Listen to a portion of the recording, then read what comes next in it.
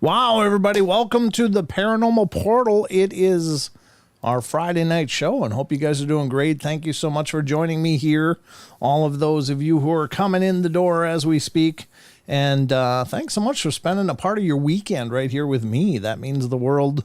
And as always, I'll do my best to entertain you. I'm expecting Sheldon to come along anytime. He'll message me when he's available, but he'll be here with me. And remember, tonight we'll be going through the news, of course. The Paranormal Portal news desk will be popping up pretty soon, as well as the Discord question of the week. If you're a member of our Discord community, we love your input. We love your feedback on these questions. And if you're not, I've pinned in the YouTube chat, I've pinned the link if you want to get involved in there. I'd love to have you over there. So definitely check that out. Sorry, I had to cough. But we got a full boat. We'll get through the Discord question of the week, and then we'll get into some other stuff, as well as the Cryptid Corner to wrap it all up. But hopefully you're in for an epic journey, because, my God, I'm going to do my best to give you one. I'll do the best I can to make you happy you chose to share your Friday night right here with me. As always, thank you to our members here on YouTube. Thank you to those of you who come out of the woodwork every time we go online and become a part of our community, part of our live audience. The chat has always been a big part of what we do here on the show. And, it really means the world that you guys come in every day. And I appreciate your input and your contributions. And even during the question of the week, if those of you in chat want to chime in on the question with your own input, then by all means do so. You could do it in the live shows as well, but it's just harder for me to keep track of it. So if you could do it in the Discord, it's easier because it's all right there and we just read it. But anyway, we got a full boat of fun here lined up on the Paranormal Portal. So I guess without much further ado, we should dive into some news. And the first thing I want to give you is the news of this event coming up in June. June 17th in Spokane Valley, Washington. Of course, this is something we've talked about a bunch, but we're going to talk about it a little bit more again. And this is the Spokane, whoops, I zoomed in. The Spokane Valley Sasquatch Roundup is coming up in Spokane, Washington, June 17th. I will be there. Possibly Sheldon will be there. I don't think Don's going to be able to make it, unfortunately, but Sheldon and I will be there. I'll be emceeing the event, but as you can see on your screen, but for those of you listening, I will tell you that Dr. Jeff Meldrum will be speaking there. He's kind of the keynote speaker. Cliff Barrickman will be there. Ken Gerhard, cryptozoologist and TV personality, will be there. Michael Freeman, who's a Bigfoot researcher and also the son of Paul Freeman of the Freeman footage, which is some really famous and wonderful Bigfoot footage. Honestly, for me personally, the Freeman footage is like a close second to the Patterson-Gimlin footage. I think it's absolutely fascinating and probably could very well be legitimate. And, be your own judge. I'm not telling you what to think, but that's my take on it. Author Michael Thompson will be there. He's an Alaskan native, but he writes about the Bigfoot phenomena. And a good personal friend of mine, Charles Howard Johnson, who is not only a paranormal investigator, whom I've investigated with a few times, but he's also a Bigfoot investigator, and he's going to be talking at this conference as well. Again, this is June 17th, 2023, 9 a.m. through 5:30 p.m. Is the actual speaker engagements and throughout the day. Then after that, from 6:30 p.m. through 8:30 p.m., there's going to be a VIP dinner. So if you want the VIP dinner tickets, you got to get those in advance because, well, I don't even know if there's any still available, to be honest with you. But if there aren't many. So I would act on those quick if that's a possibility for you. But if you want more information, I got to zoom in because I don't have a real pretty way to do this. But I want to tell you to go to www.exnorthwest.com. This is a presentation of Extreme Expeditions Northwest, LLC. Mr. Stephen Majors, who's a dear friend of mine, and he's put on a few of these roundups. I think this is his third so far, but they're phenomenal events, and I've really enjoyed them just attending as an attendee, and I'll be involved in this one, so I'd love to see you guys there. So again, June 17th, on June 10th, if you look back on last show that I did, I guess that would have been the Wednesday show. Yeah, that was the last one. There's a conference, a UFO conference going on in North Carolina, and I don't have that tab open currently. I had a bunch of things going on, so I must have closed it inadvertently, and I don't have it available for you. But if you look back on Wednesday's show, you'll see me talk about that. That's happening in North Carolina on June 10th.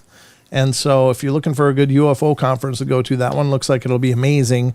I wish I could remember what it was called. I feel so bad, but anyway, that's coming up on the 10th. So there's a couple of conferences on both sides of the country.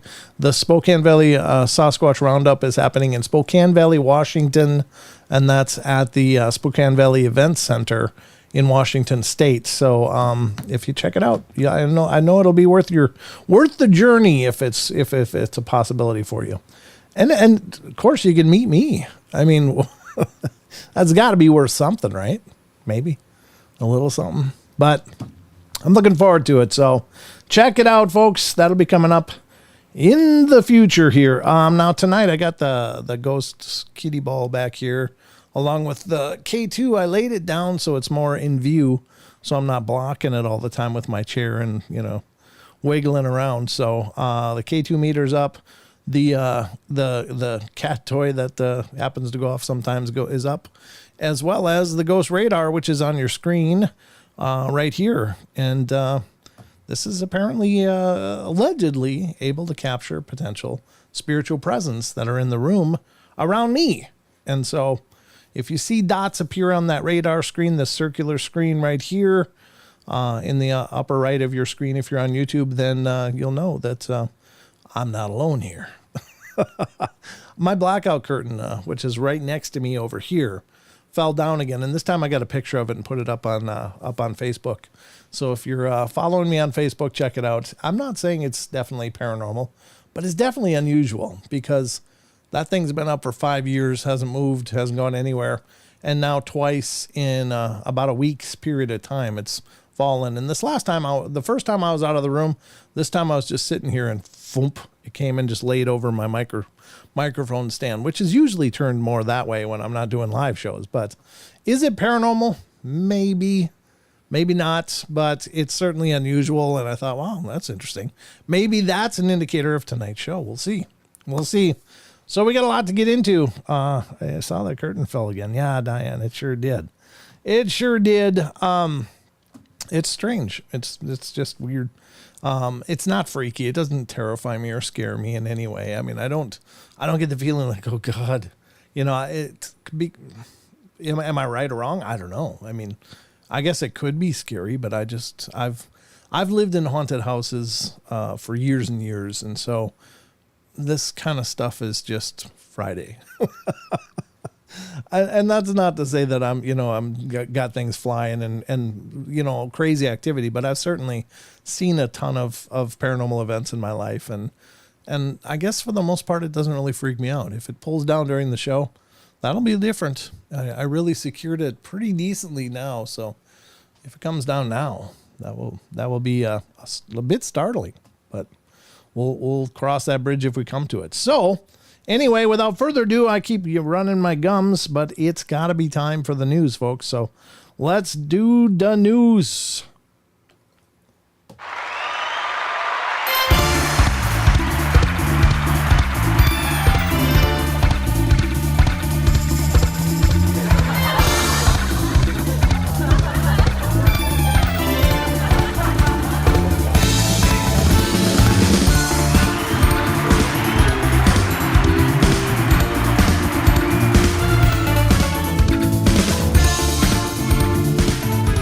Most trusted news, folks. That's what it says on your screen, and so you should believe that.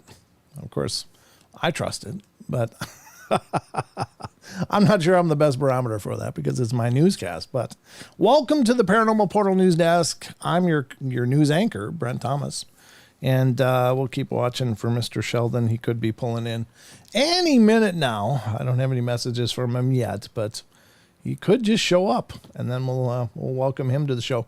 I got a different news article for you guys tonight at the end that I want to read because I was very surprised by it. It was something posted by Cliff Barrickman earlier today, and I checked it out. I was like, wow, that's really cool. So there's apparently some evidence to substantiate some strange claims that were made across the pond, and we'll get into that in just a few minutes, but so many hats. I got a few of these hats, but I don't know if that's what you mean. But I'm wearing lots of hats throughout the course of the broadcast as well, and off the broadcast. But thank you, Barbara. Let's get to the first news article of the night, and this is coming from a wonderful site that I hope you guys will support. This is a site called unexplained-mysteries.com. For any of you that have been around a while, you're no stranger to this because I utilize this site a lot. It's just phenomenal. They do an amazing job over there, and it's pretty awesome. And the first story up is for all you pet lovers. I've had pets throughout my life. As an adult, I've had my own pets, but we had family pets growing up. White German Shepherd, beautiful dog.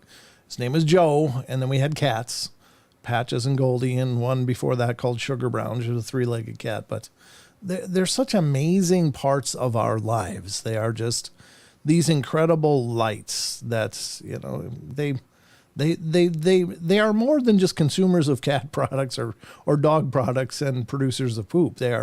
They give us love, they give us joy, they give us this warmth and acceptance and companionship and camaraderie, and there's no shortage of things that you can say to about the value of pets in our lives, but the hardest part is that they just pass so quickly. These beautiful bright lights just blink out of our lives so quickly, and they leave these huge holes behind them. And I've lost a few pets through the years, and it still, it still aches. I still miss them all the time. It's not really unlike, well, God forbid I should ever know, but it's not unlike just losing a part of your family member, I guess. A family member. I was going to say kid, but maybe it's a little bit different or quite a bit different from that, but thank God I've never crossed that bridge. And I pray I never do. But the first story is kind of an encouraging one, and it's something I didn't even know was possible. But here you go from unexplained-mysteries.com. World's oldest dog turns 31 after avoiding being put down as a puppy. 31 years old, folks. This dog has been around over 3 decades, my God. And it's a Guinness Book certified record, so it's not just somebody claiming out of the blue that their dog is so old. It says, Bobby the Raffiero del Alentejo has been defying the odds for years, and now he celebrated his 31st birthday. Officially recognized by Guinness Book of World Records as the world's oldest dog, Bobby was born in Portugal and has spent his entire life living with the Costa family in the village of Conqueiros after narrowly escaping being put down as a puppy. His age is all the more remarkable given that his breed typically lives for only 14 years. So he's more than doubled that. My God. It isn't exactly clear why he's managed to live so long, but his owner, Lionel, attributes the combination of his free-roaming lifestyle, healthy eating and drinking lots of water as contributing factors. So he's getting lots of exercise and apparently good nutrition. Even so, age is finally starting to catch up with Bobby as he struggles to walk and has eyesight problems.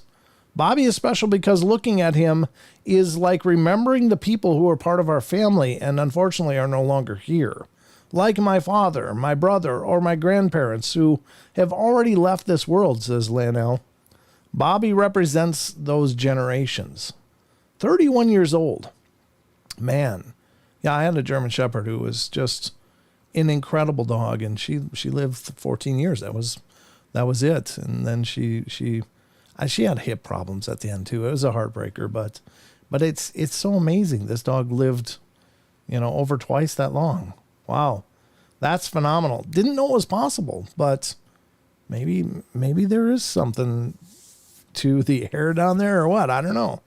I'm fascinated by that. But anyway, that's the first article tonight. And congratulations to them. That's wonderful that their dog has been with them for so very long. That's incredible. 31 years. What is that in dog years? I mean, if it's 7 years, that's a lot of years. Now I got to know what is 31 times 7. I'm not one of those mental math people. I'm not good like that. 31 times 7. So in dog years, that dog is 217. My God. Oof. That's incredible. Congratulations, Bobby. Well done. Well played. I guess if you got a will to live, maybe that's a big part of it. But sounds like he's been healthy up until more recently, so he's had a good quality of life as well. There's people that want to do some autopsies on that deal and genetic testing and stuff because that is so far beyond the odds. That's incredible. Amazing. Absolutely amazing. So I didn't want that up on screen. I mean, nothing's showing that's problematic, but I I didn't transition my screens real well there. You could see the YouTube background. But anyway, next up on the newscast is a story, which is absolutely, I guess punctuating and capitalizing the stupid that exists in the world today because, being a YouTuber myself, mostly a podcaster, but also having a YouTube channel, I can tell you that we're always motivated to find audience members and to do things to get conversations starting and to pique interest in what's going on. But some of these people are just absolutely, running with an IQ of a brick because things like this happen. So coming up next is an article from unexplained-mysteries.com.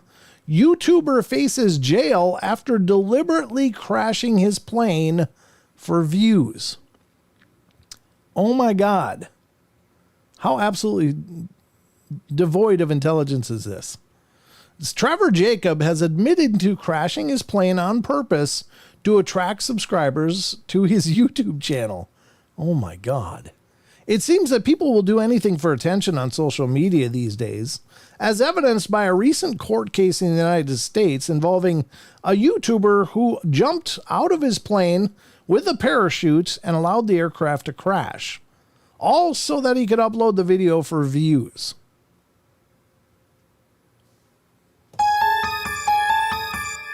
This is a whole new level of stupid. It says the 29-year-old had been flying over remote mountains in California in December 2021 when he developed an alleged technical problem with the plane and was forced to bail out with a parachute. It later transpired, however, that the whole thing was pre-planned. The plane had been equipped with multiple cameras to capture what was happening, and there was nothing actually wrong with the engine.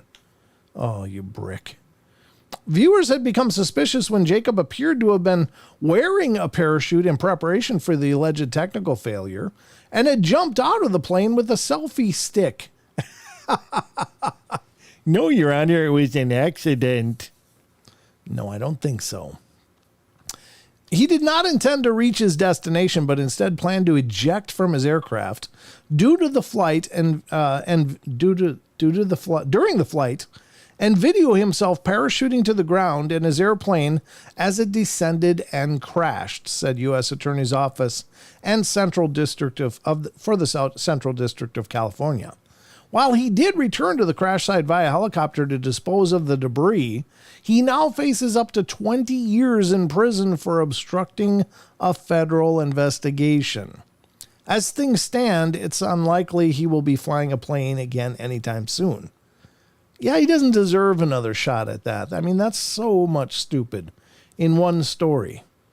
Again, you know, I understand the motivation to get traction and to get momentum behind what you're doing because, you know, God knows we all work really hard at this. But I mean, you would crash a plane and stage an accident just for clickbait?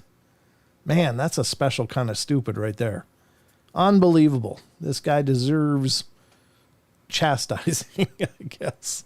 I mean, everybody's got their issues and nobody's perfect, but my God, crashing a plane intentionally just because you want to build hype. I mean, what if something went wrong? What if there was somebody hiking? I don't know. I mean, it's a remote mountains, you know, it's probably, if you're going to crash a plane somewhere, that's maybe a good place to do it. But, you know, what could be the environmental impacts? What if he started a forest fire or something? I don't know what kind of mountains these are. But anyway, it's so much dumb. And I'm glad that he got caught, I guess, because, you know, you don't do those kind of things. You know, snappy titles, catchy thumbnails, sure. You try to develop content that's entertaining, okay. But do you crash a plane? Hell no. Hell no. So, yeah, that's the next generation right there. No, I don't know. I mean, what did he say? How old was he? 29-year-old? Was that it? 29-year-old. Well, he got his notoriety. I just don't think it was what he was going for. So, there you have it, folks. That's not what you want to see every day. Thank God we don't. But when you do see it, you just got to rub your eyes and go, what the hell's wrong? What happened? What's going on in his skull? All right, so here's another one. God, I don't know how long this one is. No, this is short.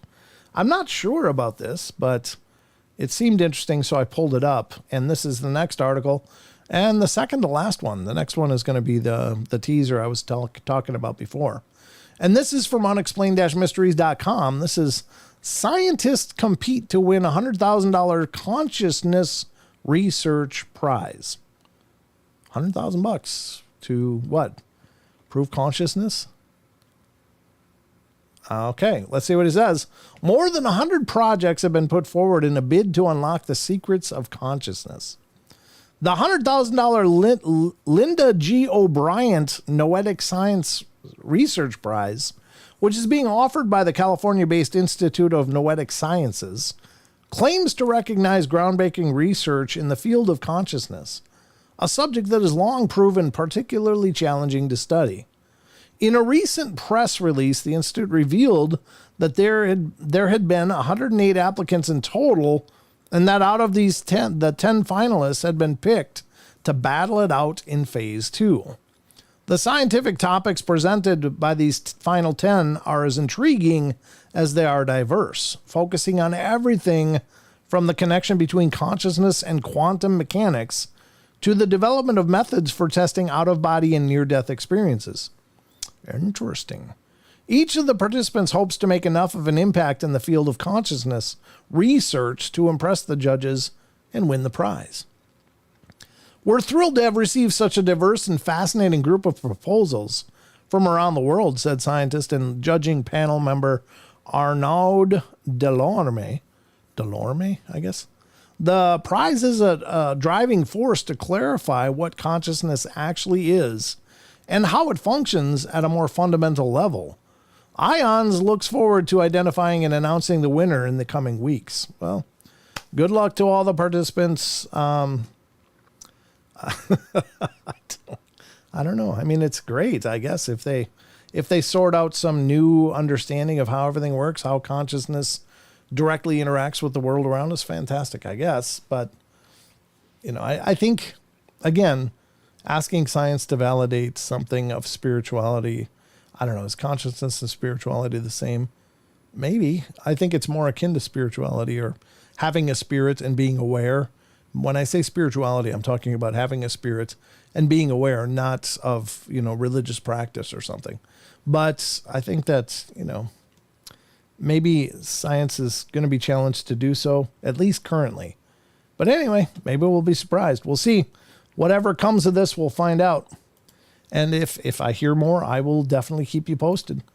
But here we go with the article that I wanted to get into. Let me blow this up because it's micro font right now. And there we go. That should be better. Now, this is the one that I saw earlier today that I noticed Cliff Barrickman had posted. I haven't seen anything from the big branch. Let's see what's going on. You there? I'm just going to message him quick. Able to make it? In breaking news, the hunt for Sheldon continues. Able to make it? He might have run late, and that's fine. I know he was coming right from his work, so he may not be able to make it. We'll see. Maybe he went late. But anyway, here's the article I was talking about from Cliff Barrickman. I think this one's pretty cool because for a long time, we've heard these legends of big cats in the UK. People are seeing them. They're finding prints and sightings of them. And so far, it's been largely ignored or just maybe humorously considered, but no actual real research has gone into it. But maybe it will now, because according to LBC, which is leading Britain's conversation, from the co.uk, lbc.co.uk news, cats out of the bag. DNA test confirms big cats are on the prowl in the British countryside. There you go. All these sightings are not for naught.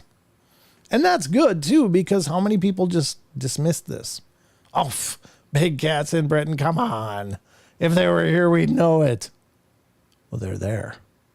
All right, here we go. Big cats are on the prowl in the UK, and there's finally evidence to prove it. An explosive new documentary, Panthera Britannia, Declassified, has revealed that black panthers and other big cats are roaming the British countryside. Okay. Sheldon says he will be here, so good.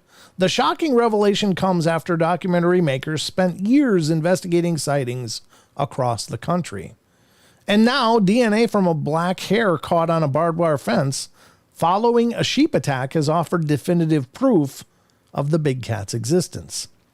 The hare was recovered from a farm in Gloucestershire, where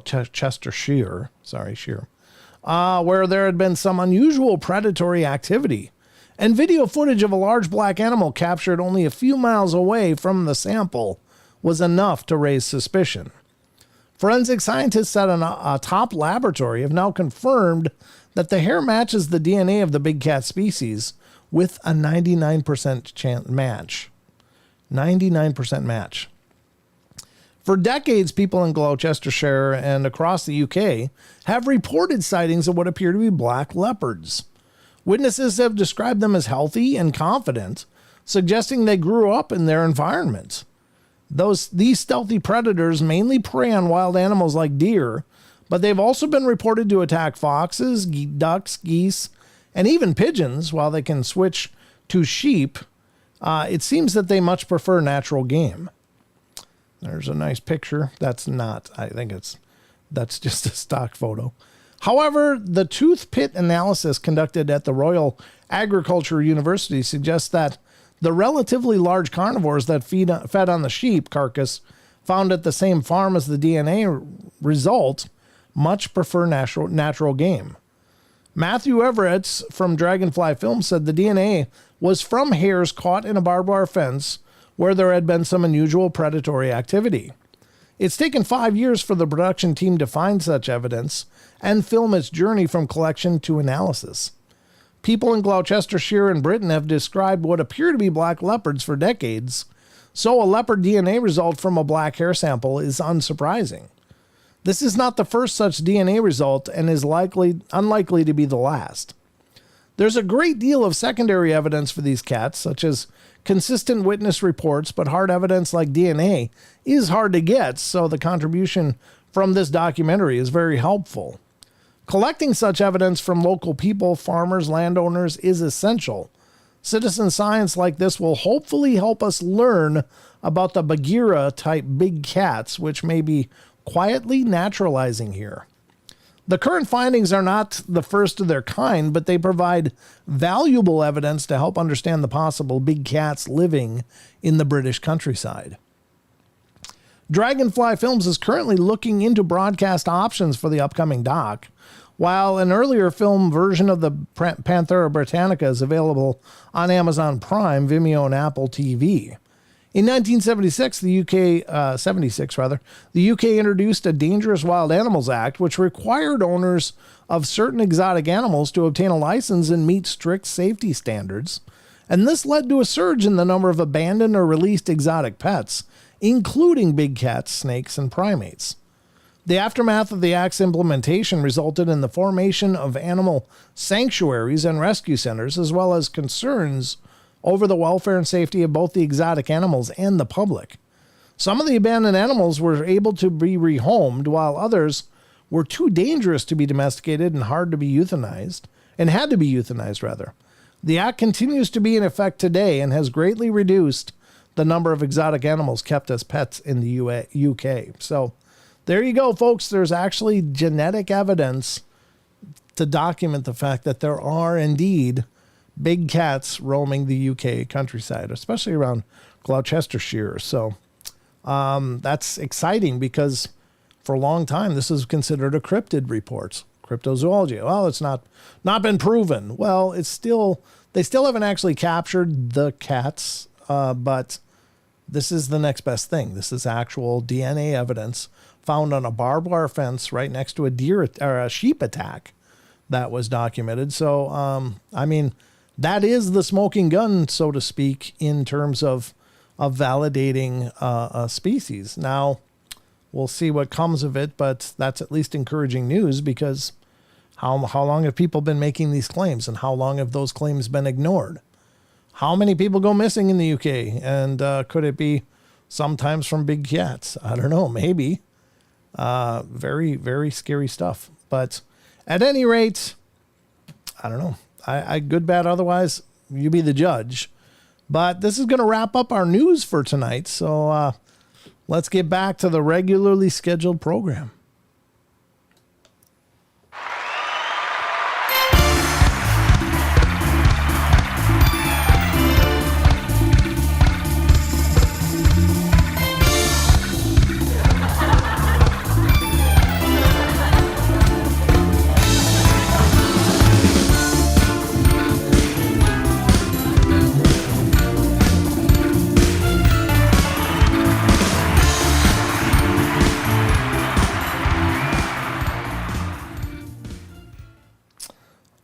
right, folks, there you have it.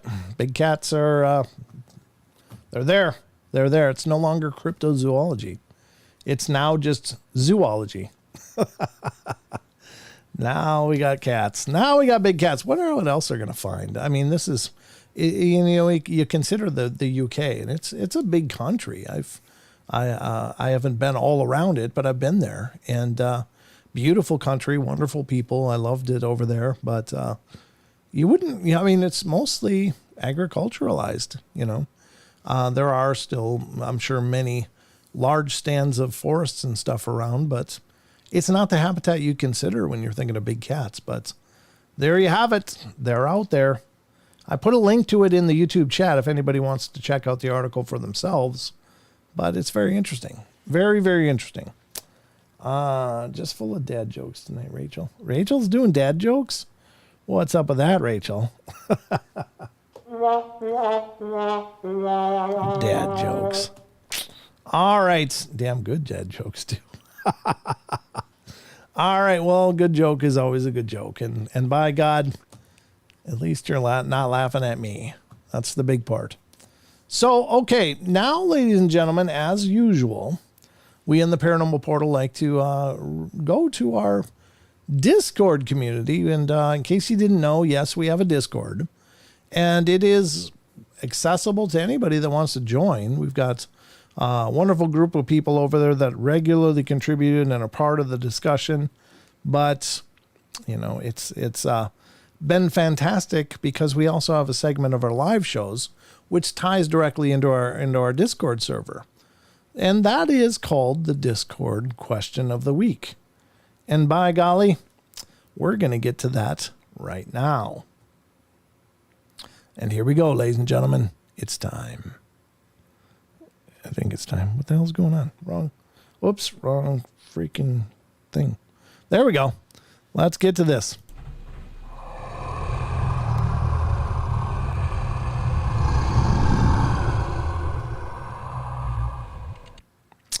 Oops. Had the wrong screen up. All right, welcome to the Discord Question of the Week, everybody. And this is where we explore all of the questions that I hand to our Discord audience for your guys' input. Again, throughout the course of the shows, you always hear what I think. I mean, it's part and parcel of being a host, is that I insert my opinions regularly, and that's okay. There's nothing wrong with that. I enjoy sharing with you my thoughts, and it doesn't mean I'm right. It doesn't mean I'm wrong. It just, those are my thoughts. But I love this part because it's our opportunity to ask you guys what you think. And the reason that I asked tonight's question was because this very thing came up on my interview with Hometown Ghost Stories. I was thinking of Small Town Monsters and transposed that. Hometown Ghost Stories, which is part 2, is now live on our podcast.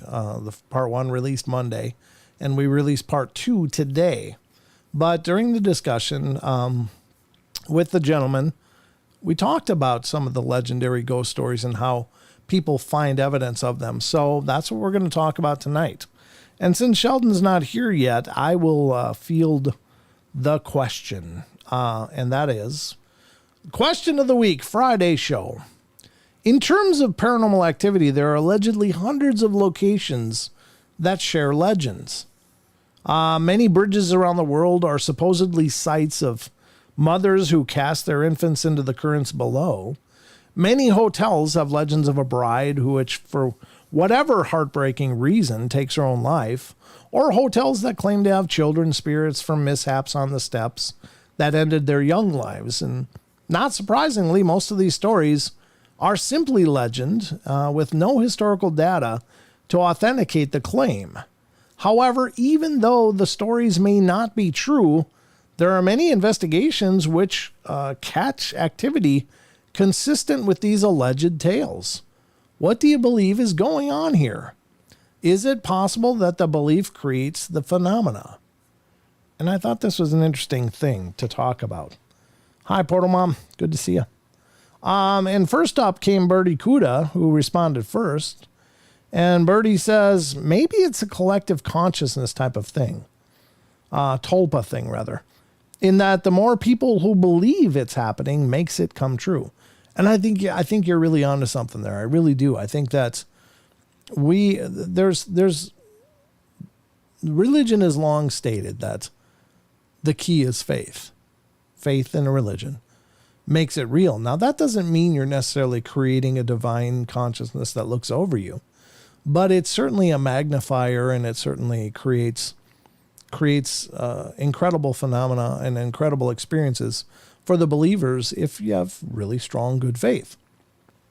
So is it possible that if enough people believe that a phenomena is happening, could they be, in essence, creating that phenomena through that faith, through that belief? And I really think that is powerful. And certainly Bertie brought up the term tulpa. And if you're not familiar with tulpa, it's based on Buddhist religion, which is the idea of a thought form, that people have the ability to create projections of consciousness. And perhaps if enough people are projecting a consciousness, then maybe the consciousness becomes a valid consciousness in and of itself without the need for further, projection. But, you be the judge. So great points. Thank you so much. Brenda Joe weighs in next, says, oh, yikes. My least favorite thing in the world is someone unaliving themselves, or worse yet, someone else. Yeah, I agree. I think they just may be true in some cases. Record keeping was not always the best in previous centuries, unlike today, where our every move is recorded. Of course, there are instances of just good old legends that could cause people to think they see or hear something that's not there. Yeah, that's a good point. Certainly we see this a lot in all of the paranormal realm, whether it's UFOs or Bigfoot or cryptozoology or ghosts, is some people just have a confirmation bias. No matter what happens, it's paranormal, or it's Bigfoot, or it's UFOs, or whatever it is. And so simply by that desire, it creates an experience for them. I just saw a video today.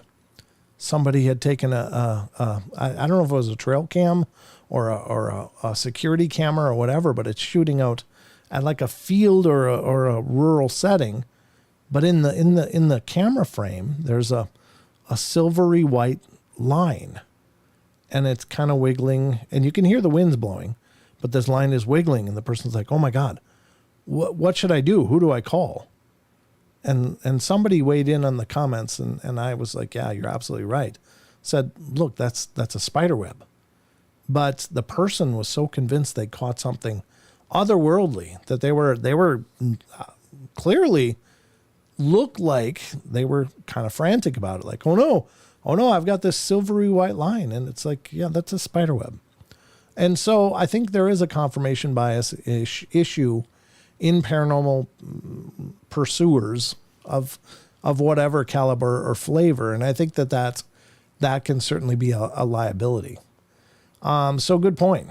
Chucky Danger weighs in next. Perhaps they're just trickster spirits adopting the persona of the alleged legends. Good point. Really good point. The more the stories are told about these characters, the more encounters may happen. Open-minded people are more likely to have an encounter from the get-go. So spread the legend and the story, and the people will come. Yeah, that's a good point.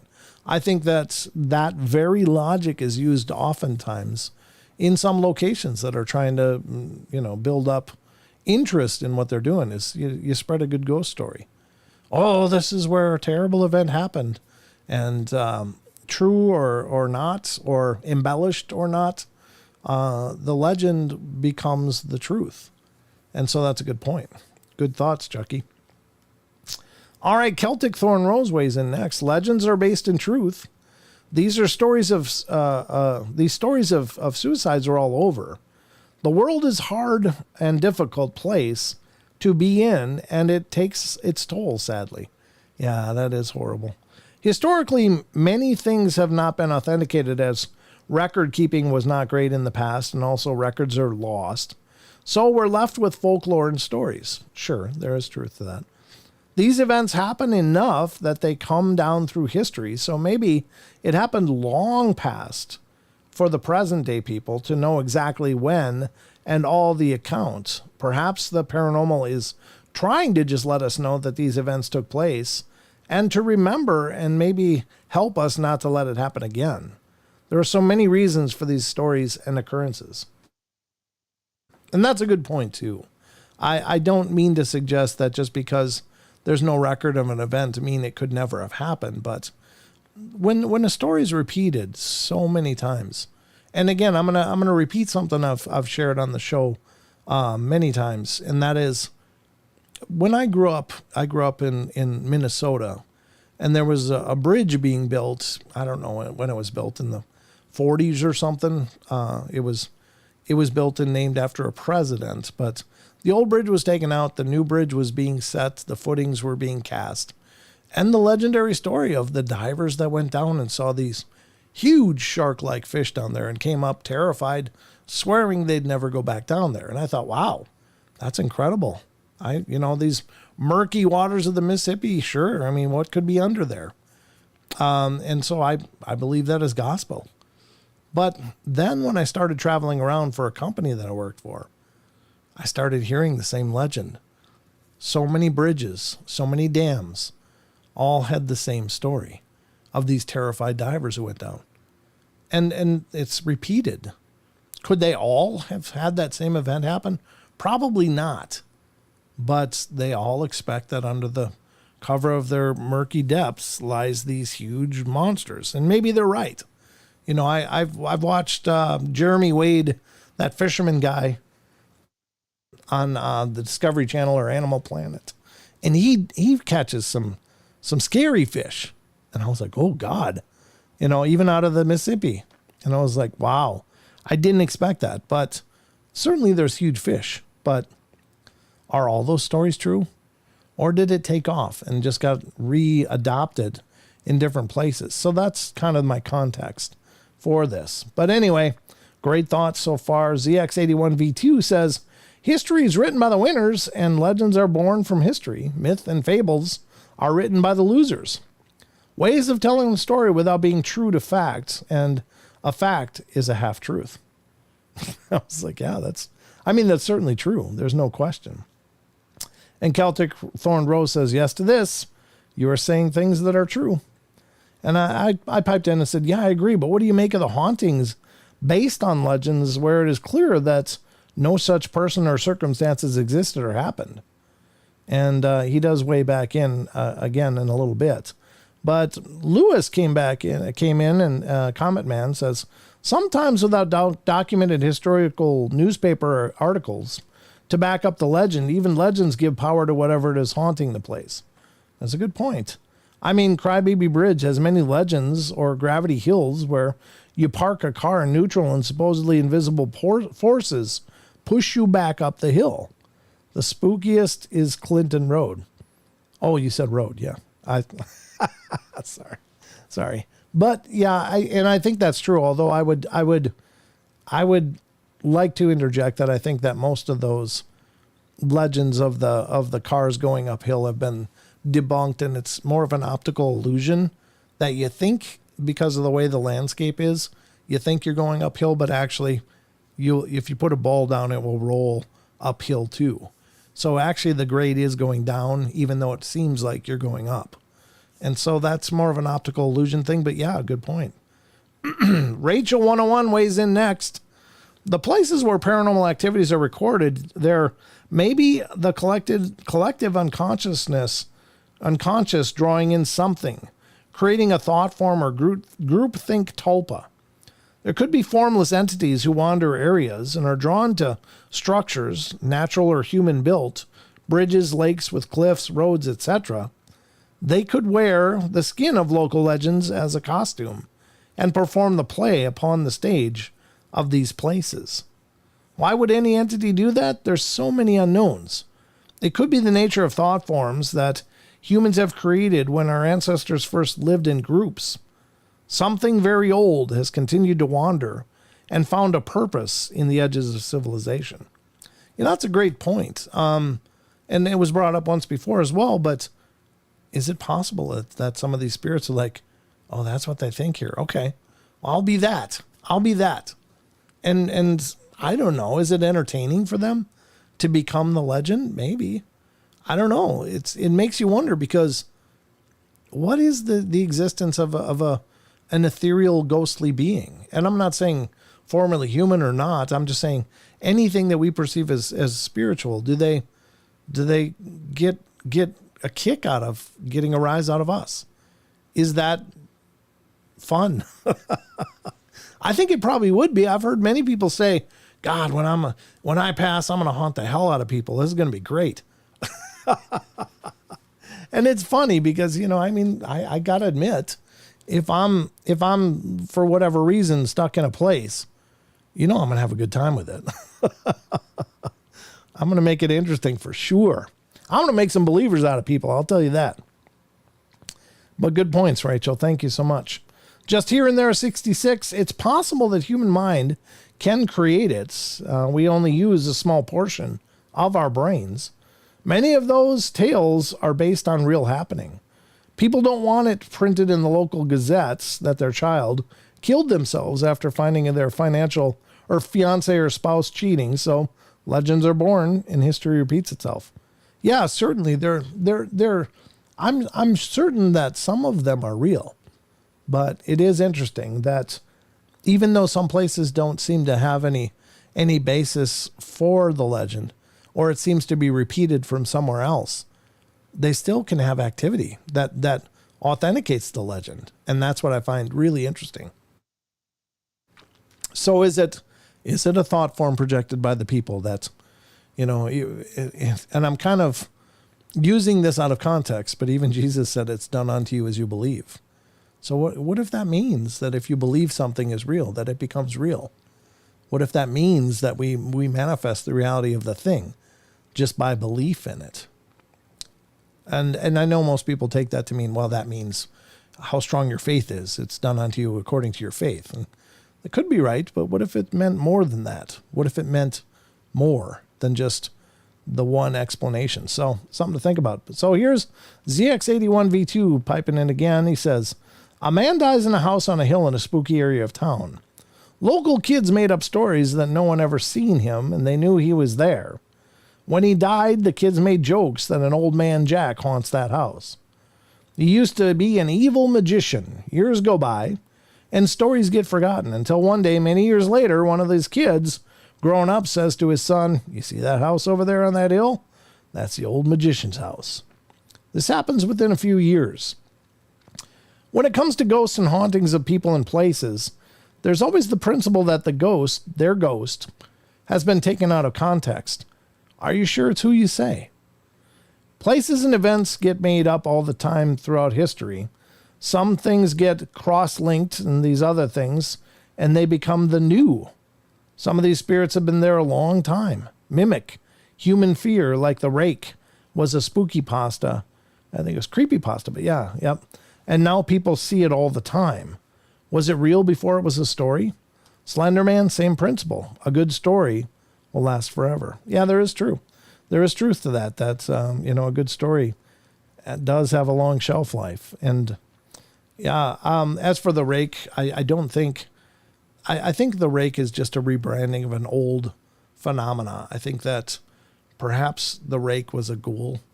And I've said it many times, so I'm sorry if this is redundant for some of our regular audience members, but the ghouls were very similarly described in most cases as to what rakes are described as now. So I think it's just a rebranding, and things are rebranded all the time in our society. So it's just a new buzzword for an old phenomenon, much like the Black-Eyed Kids. I don't think that that's new. I just think it's a new name. And the phenomena is much older. So good points. And he comes back in the next comment and says, good way of teaching morals. Cross-linking events is a human trait. Sorry, went off on a bit of a rant there. No, that's fine. He comes back again 2 more times. Maybe ghosts can choose where they tread. Yeah, that could be. You're absolutely right. Sometimes it seems like they're stuck somewhere, like they're stuck in a place, and maybe there's a reason they're stuck in the place. Maybe tragedy. Maybe that place is a fond place for them, or any number of reasons. We don't know, but good points. I would like to think they could choose, but who knows? ZX81V2 comes back again. Imagine 1,000 years from now, aliens land in Gettysburg and witnessed the spirits of the soldiers running around with their cannons, which no longer exist. What do you think the aliens would think they're seeing? Would they make up their own theories and stories and myths and legends, even though they really know nothing about what happened in Gettysburg? What if the aliens have no concept of what they're seeing, such as the spirit realm to us? Yeah, those are great points. What ifs? Yep. And finally, K-Love weighs in. A small true story can be twisted and elaborated into a tall tale, perhaps even into beliefs by some. Yeah, great points. And wonderful contributions, you guys. Thank you so much for weighing in on all of this. I think that's fascinating. John LaBella, I feel... Huh? I agree. Well, good. I'm glad you're here. Hi, everyone. I am here. A little late, but I am here. Okay, hold on. I got you. I got you up on screen now. Good to see you. Thanks for coming in. I was looking at my phone for any update, but... Oh, I just decided to don't waste time texting you. Just show up. Just make it happen. Make the magic happen. Make it happen. So that was... I think... Go ahead. I think a lot of people are onto something. Like some people are saying that these things may have been there this whole time, and people create the tales, the background for them. Sure. As far as like kind of what you're saying, that there's no historical data that these things happen in these locations. Maybe people created the story behind them. Mm-hmm. Yeah, I think that's a strong possibility, as well as for some of the non-human spirits that are out there. I think sometimes they do become the legend because it's maybe an identity. Maybe that's a cool thing for them, or just gives them more of a purpose. I don't know. I mean, I'm just speculating. I can't pretend to know, but it just, I think I might, you know, if I was a spirit, it's like, oh yeah, I'm going to become the screaming ghost of, Ghost Gully or whatever, that'd be fun. And just creep out campers and stuff. I don't know. I sound like a Scooby-Doo episode, but you know what I mean? It's like, Well, I mean, then again, there is the idea, and maybe people have implied this already. I only read half of them for now, but maybe, oh my God, I lost my train of thought. Choo-choo. We'll be back. But wait, there's more. And Sheldon will bring it to us when he remembers what that is. So yeah, I think it's a fascinating phenomena, and you all are right. I appreciate all of your input. Again, there's no wrong answers on any of these questions of the week. There's nothing I can say that, no, you're wrong, because I don't know. I really don't know. These are things that perplex me, because certainly every hotel can't have a jilted bride that did that, but every hotel. Yeah. Not every, but a lot of hotels have that story. And either there's a lot of really messed up people out there leaving their brides at the altar, or that was a great story that just grew legs and kind of spread around. Well, yeah, it's I remember what I was kind of trying to say, but some people implied that it could be kind of tulpa related. Yes. Like, yep. I mean, maybe even someone made it up just to scare people off, but then people believed it and believed it and believed it, and then all of a sudden these sites started actually happening. Sure. There's a story I read, and I can't verify that it's true or not, but it does speak to the belief, to the power of belief. Yeah. And it was presented as a true story, is all I can tell you, but I don't know that it actually was. So the story goes that a professor, a guy who was a professor, it was his birthday, and his wife, as a joke, contacted all of the people that this man would come in contact throughout the day. And they decided that they would just say that looked like something was wrong. Are you okay? You don't look good. Are you okay? As a kind of a birthday joke. And I don't know, I don't remember the age of the guy, but I suppose he was in his, 50s or something, 40s, just as I recall. So anyway, the guy wakes up, he's feeling great. He was a man of good health. And he woke up and he goes down and greets his wife. She says, "Oh, happy birthday." And then she kind of looks at him and says, Are you feeling okay? He goes, "Yeah, I feel great. It's my birthday. I'm having a great morning so far." And she goes, "Oh, well, you look like something's wrong. Are you sure you're feeling okay?" And he's like, "Yeah, I feel just fine." And so It's like, oh, okay. And she never let up. So he left to go to his teaching job and ran into colleagues. And they're like, oh, happy birthday. Wow, are you feeling okay? And he's like, yeah, I feel fine. And throughout the day, people kept presenting him with, you don't look right. You look like something's wrong. Are you sure you're feeling okay? Yeah, I feel okay. And then he got less adamant about it throughout the day. Well, by the end of the day, he became so sick that he was hospitalized and ended up passing away. What? Because he was inundated with these people saying, look, you don't look good. And everybody played it up to the T. Again, is it a true story? I can't authenticate that it is. But if it is, it does show you the power of believing something. Jeez. That he believed so completely by the end of that day that something was wrong, that he actually did become deathly ill and died. So, is it a coincidence? I don't know. Could you imagine being that family, though? I know. Could you imagine how horrible you would feel? It's like, oh my God. You know, it was supposed to be a joke. They were supposed to let him in on it by the end of the day. And I think he was in the hospital and never made it out. So. Oh, God. Yeah, that's a horrible story. But what a possible, well, yeah, what a horrible joke as it turned out, but it was innocent enough. Yeah, so macabre and twisted. It's like, wow, that's not what you do to somebody you love. Good God. So the power of belief that's what happened here, maybe. Well, that takes my Father's Day idea away. I'm just kidding. No. Well, it depends on how bad you want to host the show. You can kick the old mule to the curb. You can drive the bus. That's all I'm saying. No, I feel fine for the record. So even if you tell me I don't look good, it's like, no, I'm good. I don't let people define that for me. But yeah, it's pretty crazy. If that story's true, that would definitely suggest there's a lot more going on here. Yeah. All right, so that's going to wrap up the Discord question of the week, folks. Let's get back to the rest of the show and a phone call that I'm expecting anytime. Ooh, let's see what happens. All right, here we go.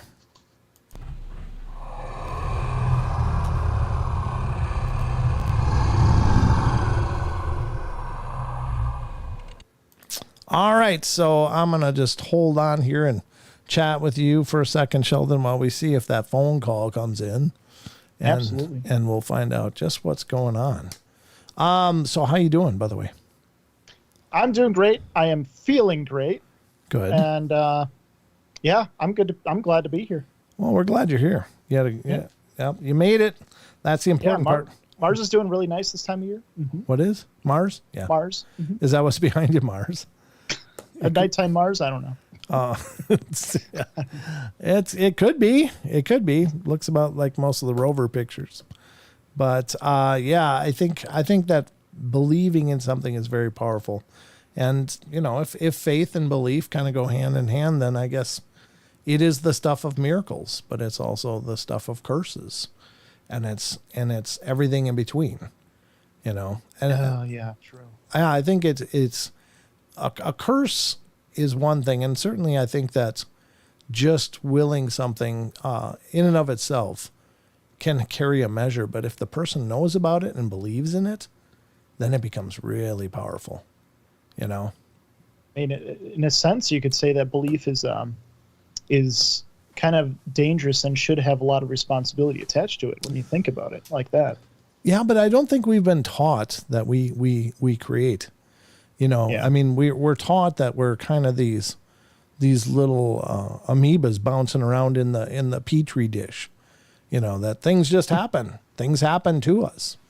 But when we realize that we create, that we manifest, then it becomes so much more powerful. But the phone call is here. Are you ready? All right, I'm ready. All right, let's get to the phone call. And this is our very own Deborah Varner, Paranormal Portal psychic and paranormal investigator. Deb. Hi, Brent. Hi, Sheldon. Hey, Hi, everybody. Deb. Hey, Deb. How you doing tonight? I'm doing good. Good. I just called in to let everybody know what happened on the ghost hunt that we went on April the 29th. Wonderful. Please do. We'd love to hear it. Yeah. It was interesting, that's for sure.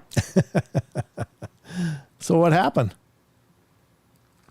Well, it was held at the Cryptozoology and Paranormal Museum in Littleton, North Carolina, which I didn't know until we left is right close to Medoc Mountain State Park, where Tyler and I went and found evidence of Bigfoot. Ooh, very cool. Wow. Okay. Okay, so when we first got there, there's these weird pictures on the side of the building, really cool. Bigfoot, UFOs, really neat.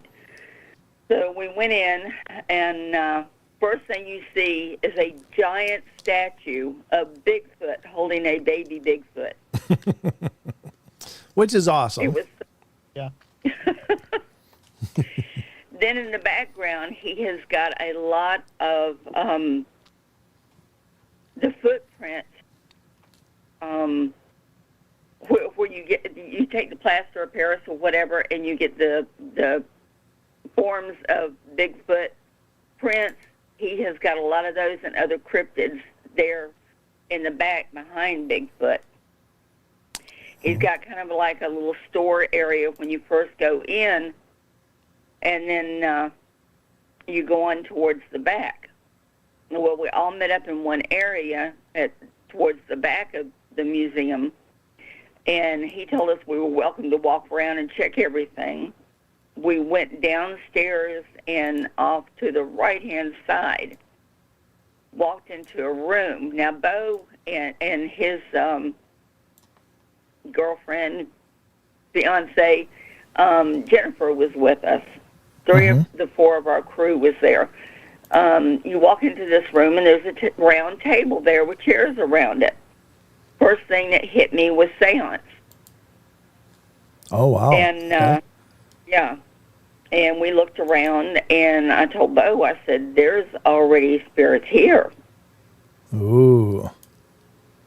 We got a little excited about that. Yeah, no doubt.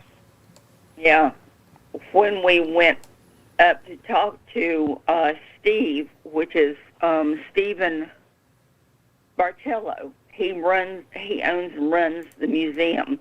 He told us, yes, there had been seances there, and there was also tarot readings back there. Oh. Well, we came out and back up, and there were dolls in cases all along one wall. Ooh. There was one baby doll that was in a coffin that we found out was actually a real baby coffin that had been rented out to use for funerals for babies. There was always the viewing, so they would use that coffin for that. Oh, my gosh. And, we messed around there for a little bit. We had a few pieces of equipment with us. Bo bought an EMF, and he already had a spirit box and dowsing rod, and we had a pendulum. We were doing recordings. So we were kind of waiting for everything to start. The beginning of it was we had gone back down to the room where, like I said, the table was set up like a seance. They decided that they were going to use the Ouija board.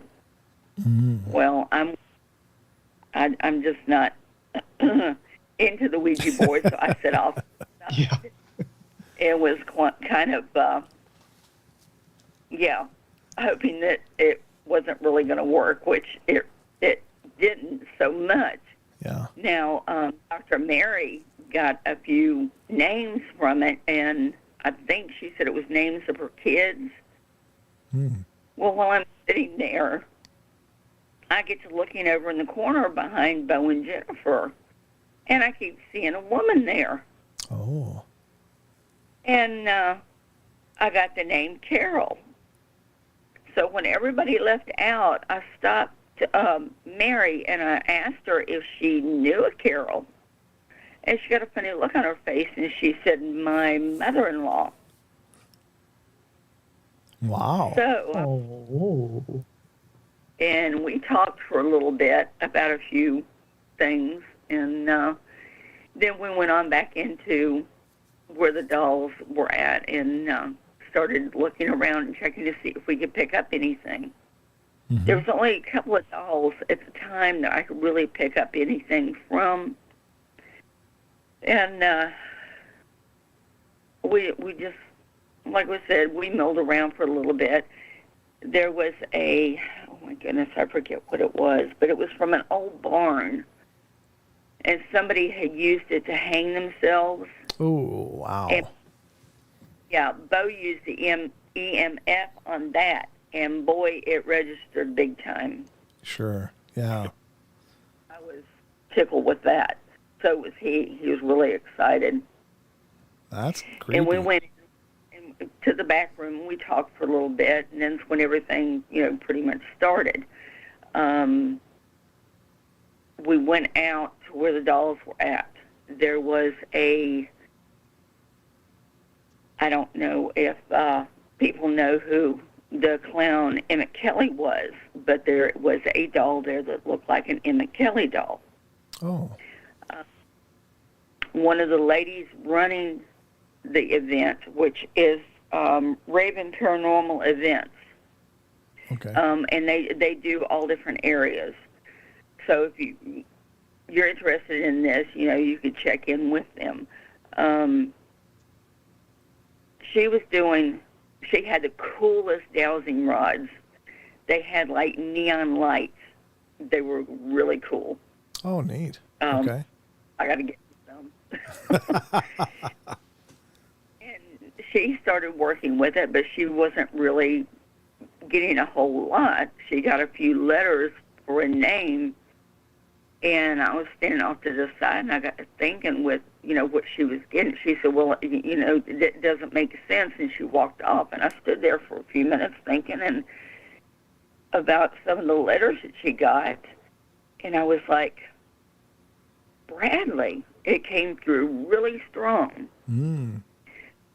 So Bo got out. He has copper dowsing rods. Okay. Those also. And he gave them to Jennifer. Jennifer says, I'm not using these. So I said, well, mind if I use them?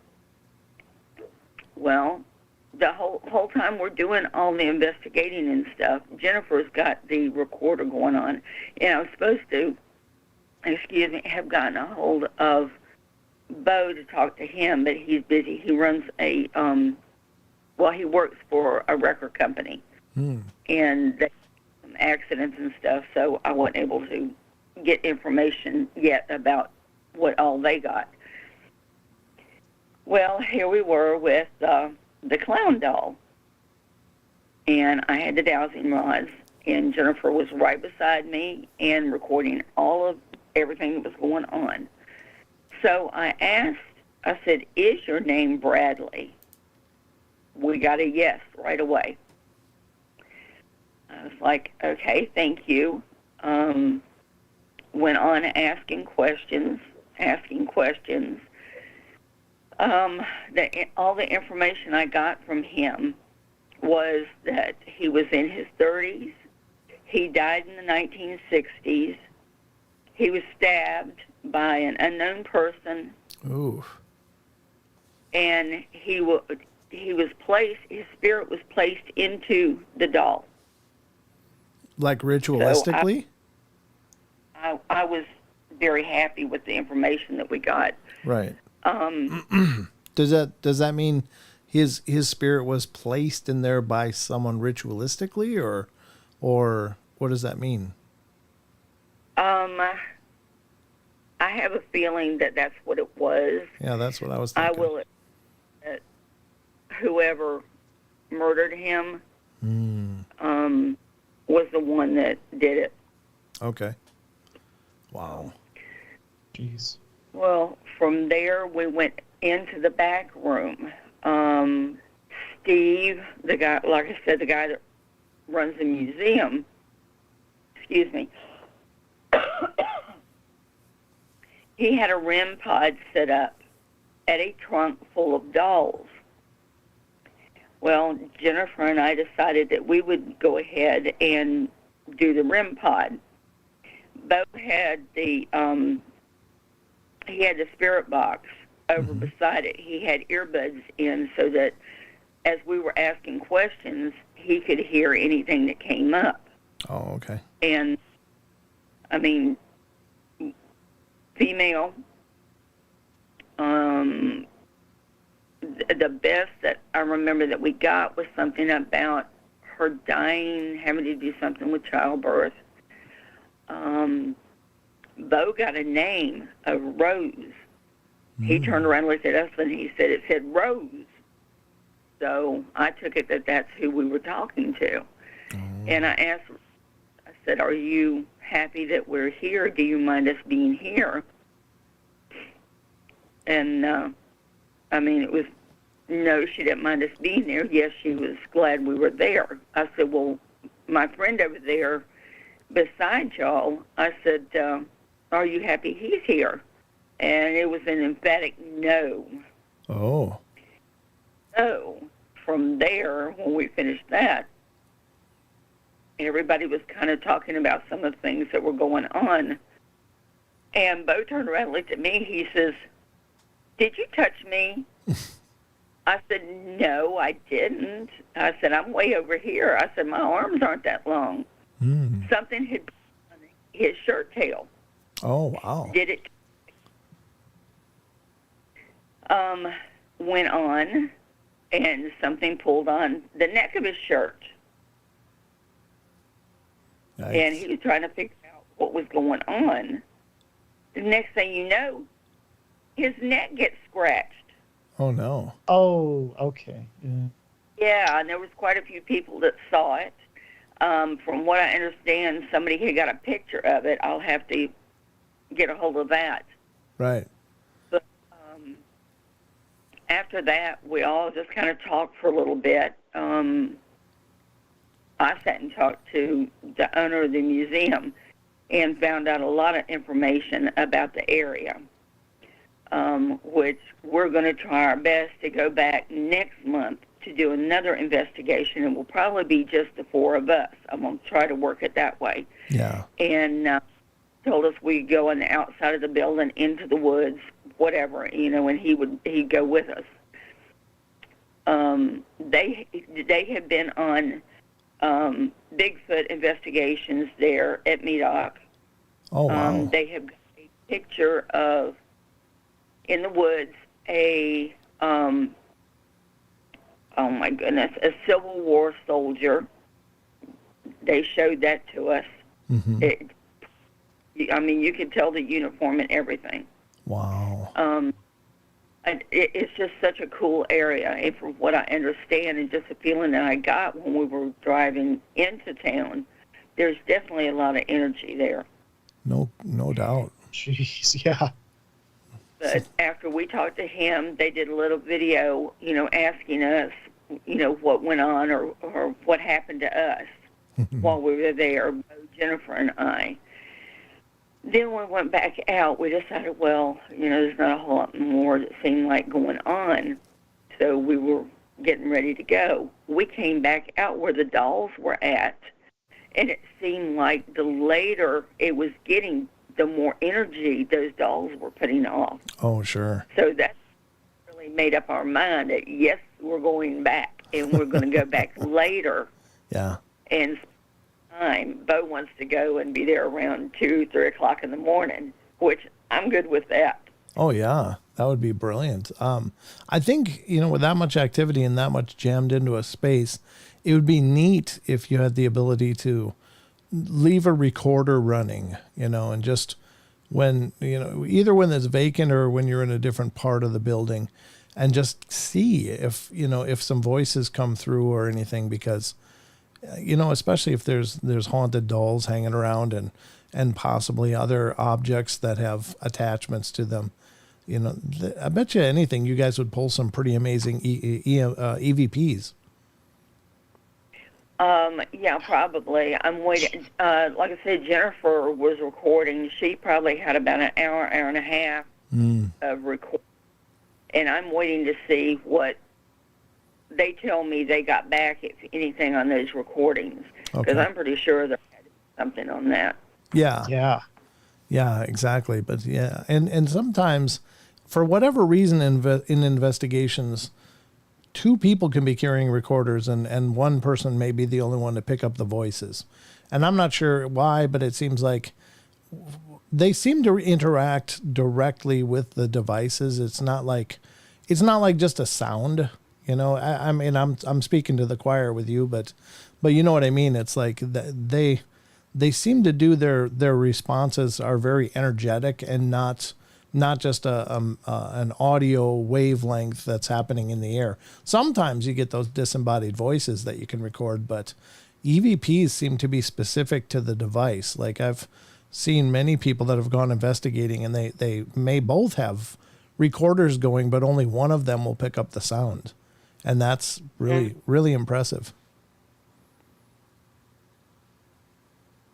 Well, we went in not really expecting anything, but when we came out, we were very happy we had gone. We stood out in the park and talked for a while before we even left to go home. Sure. So I wonder if they have things moving around in there. Do they ever have stuff moving around that they told you? There was one doll they said has moved like position and stuff, and what is it's a Raggedy Ann doll, of course, which was supposed to be like the original Annabelle. Yeah, yep. So yeah, they said yes. What, Sheldon? No, go ahead. I was going to go off on a similar tangent, but something separate. Go ahead, Deb. Sorry. But we both, Bo and I both carried sage, so we would make sure, we carried our protection, Good. But we carried our sage, so we made sure everybody was clean well before we got in the car to start home. Yeah. Oh, good for you. Yeah.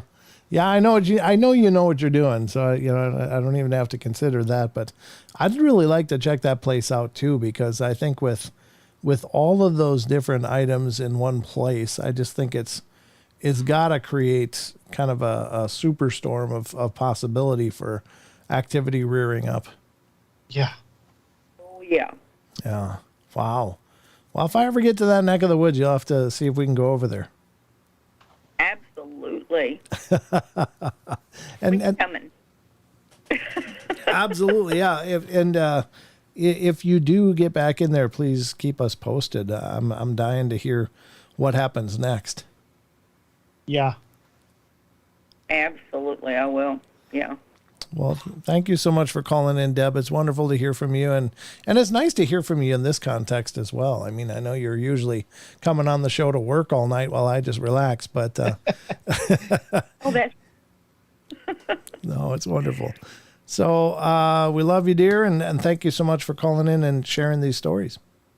Yeah, thank you, you're Deb. very Okay, have a good night. Lucy. Okay, good night, Deb. Good night. See ya. That's really cool. Yeah, Batman was saying in chat earlier that that's the exact something around the lines of that. That's the reason why they didn't. They used to not put faces on dolls. Yes. Yep. Yep. Yeah, that's it. That's exactly.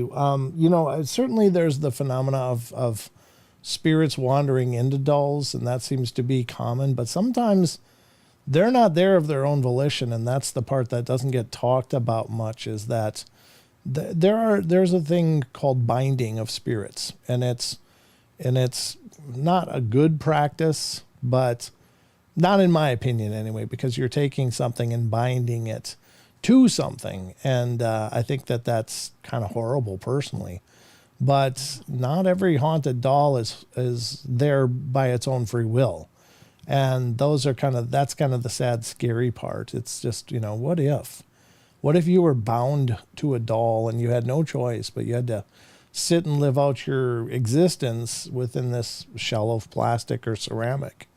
And how horrible would that be, right? You know, I was thinking about two things this past week. And one of the things, mainly in the past hour. But one of the things was, I wonder if, as people, as humans, if we have a lot more power in the supernatural than like even spirits do sometimes, you know? Because like even when you're bringing up like ritualistic binding, it's like, I mean, usually humans are the one that bind, but I mean, in some ways, do you think, at the very least in some ways, do you think that we have like more power that we don't realize in that kind of way, and like as far as like even belief and like ritualistic bindings and other rituals than even spirits have? I don't know. I think that I think that, boy, that's a great question. I don't know how to answer that for sure. I mean, I can tell you some ideas that are popping in my head. Like, I think spirits are able to be easier to interact in non-physical ways with the environment around them because they're not in a meat suit. And I think that something about being in these meat suits is a barrier. And perhaps it has to do with, you know, the energetic, the bioenergetic properties of these forms that we inhabit that kind of filter us or maybe insulate us from that part of the reality. But I think that, you know, that's a great question. I don't know. That'll be a question of the week right there. Yeah. I would be interesting to hear what other people think about that, but I don't know, because I guess the bottom line is it's only wildly speculative to say either way. Well, for sure, yeah. But I would say that probably it's more akin to not every ghost was human, you know, and as such, there's vibration. There is believed to be frequency or vibrational ranges that we inhabit, and certainly humans are at one level. Some of these are maybe lower vibrational entities, and so are more prone to be bound or to be things like that. Perhaps not all spirits that were human. A pact. Not all spirits that were human. Yeah, it's like a pact. Maybe in some cases it is a pact. It's an agreement of sorts. But in maybe some spirits that were human aren't the whole human. Maybe it's a shattered soul of some part, and you're just dealing with one fragment of what once was a whole person. There's that idea. There's I don't know if it's a true thing or not, but there's something I heard. I don't know. I got to look it up, because it was kind of interesting to me, because it goes along with one of my theories that Station. Medieval. I got things coming both ways now. That said station. The computer said station. My ghost talker said medieval. It says medieval, a pact, and brother so far.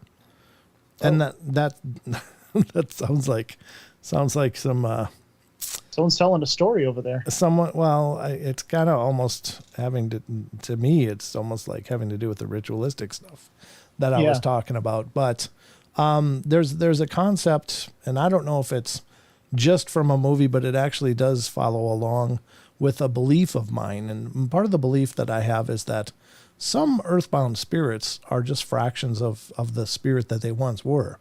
They're aspects of that spirit that maybe couldn't transition just because they're dark or horrible, or, you know, and so in order for the divine part of the spirit to transition, these little shells or pieces had to come off, you know, because what is divine would return to the divine, right? I mean, that's just kind of makes sense, but what's not? And maybe that's by virtue of how they live their life, etc. It can go so deep. But my point is there's a something that I heard on a show. It was called Aghast, Ghast, and I think that's the spelling. It wasn't, I didn't have the closed captioning on, so I'm just assuming. But he said, no, it's just a fragment of a spirit that remained, a fragment of a formerly living spirit that remained on the earth. And I do think that there's a possibility for some of them to be that. So they're not as actualized as a full spirit, but they still may be able to interact with the world around them or to haunt or things like that. Figure. Okay, cool. So just some ideas. I don't know. I have no idea. Yeah. I mean, I hope that we are. I hope that we are. Yeah. Because I don't know. Again, without treading into religion, which I don't like to tread into too much because, everybody has their own ideas and designs of what spirituality means in terms of religion. And so I don't like to stomp into that and say, well, I think this or that. I mean, because, it's unique to everybody's view of their circumstances, I guess. But yeah, it's a great question, Sheldon. Batman, some comments from chat saying, Batman saying a line from Harry Dresden. We aren't Dresden. Okay. We aren't humans having a spiritual experience. We are spirits having a human experience. That's a great line. He also went on to say, I think Egyptians thought we had three parts of the soul. One goes on, one just is the animating energy and fades, and one is the earthbound and tied to the body or location. Oh, that's interesting. Very interesting. Thank you for that. I didn't know that, but I find that fascinating and does seem to definitely tie into that. So yeah. Oh, Maya. Hi, Maya. Sorry. Huh? Just had to say hi to Maya. Girl. It says girl. So. Oh. Well, I mean, the scary part about thinking about that Egyptian, about what the Egyptians thought is, which one are you consciously experiencing? Maybe that has to do with the spirituality. So if you are living a very worldly existence, maybe your consciousness is more tied to the earthbound aspect, But if you're living in a more divine way, then maybe you're or spiritually beneficial way, then maybe you're more tied to the ethereal or the higher part of you.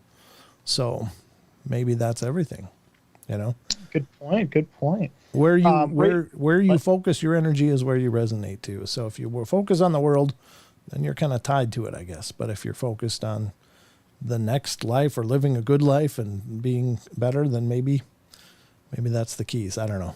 Just a thought. Well, kind of going along with that thought is Rachel saying before, but maybe our meat suits can conduct the energy in a powerful line of focus like a superconductor instead of through the air as an incorporeal spirit. Yeah. Like maybe our bodies are like a focus point to kind of focus that energy in.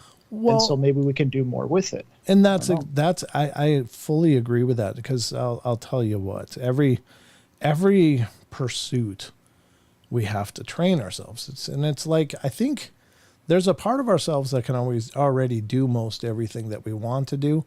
It's just that we have to train the physical part of ourself along with the spiritual part of ourself. And part of the training of the physical self is just clearing, getting rid of junk. Sometimes it's diet, sometimes it's exercise. So your body works in perfect rhythm and it says locked, in synchronicity with your spirit. And that's where meditation comes in and where, practicing and visualization, meditation, nutrition, exercise, all works together because we're all of these things, and so I think that makes sense. But anyway, Good points, good takes. My God. All right. Yeah. I just wanted to turn this on to see if it would spit anything out, and we got a bunch of stuff. So it got brother, a pact, medieval, figure, girl, locked. Okay. I don't know if any of that makes sense, but can I go over one of my other thought? Sure, please. That I was having. This one is the one I came up with just today, but kind of like what I can't remember who said it, but in the Discord, someone was saying like when we're, what'd they say? It's police. Oh. Okay. I think we're okay. Thank you, though. All right. Go ahead. Sorry. But like when we're all gone from this planet, will those apparitions still be there, or does our belief in these apparitions in these events keep that fire going, so to speak? Well, I mean, in basic physics, energy is neither created nor destroyed. It changes form. So maybe as we are all gone, so too will the rest of the energies be all gone and transitioning to something else. I mean, I think it's kind of the way of the universe that nothing really remains static anywhere, right? You know? Yeah. So, Oh, yeah. So I think that all of these things will someday transition to something else. Including us, including the physical matter that makes us up, the vibration of energy that makes up that matter, will all transition to something else. And, you know, I don't know. Yeah, true. Yeah. It gets so deep. It can get so deep and go far beyond the scope of a 2-hour show. But I think this is all fascinating and wonderful discussion. So, and thank you to all in the chat that are piping in with your thoughts. Worthy of crossing over. Yeah, Deb says, I've dealt with a few spirits that didn't feel like they were worthy of crossing over. Yeah, and I think that that's probably true. There's all kinds of range. Do vegans have disdain for their meat suits? Local squash do vegans. No, they're not eating their own skin. They're not eating their meat suit. They just don't want to hurt anything. But that's funny. Good chuckle. All right, so we're gonna transition over to the cryptid corner for the remainder of the show, and talk about some creatures. Does that sound good to you, Sheldon? Sounds great. Sounds great to Sheldon, and by God, that's the barometer of fun here on the portal tonight is Sheldon. And Sheldon said, "Good idea." So we're gonna go to that. All right. I did.